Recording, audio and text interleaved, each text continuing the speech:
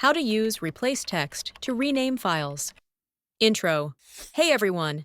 In this video, I'll show you how to use the replace text rule to rename files in bulk on Mac with Easy File Renamer. Let's get started. Step 1. Install and open. First, download and install Easy File Renamer from the official website. Open the app. Step 2. Add files. Click on Add Files, then select the files you want to rename. Step 3. Use Replace Text Rule. Now choose the Replace Text rule. Enter the text you want to replace and type the new text. You can replace the first, last, or all instances of a word, letter, or number. Click Add Rule. Step 4. Preview and rename.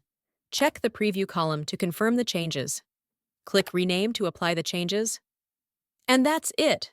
Bulk renaming made it easy. Like and subscribe for more helpful videos.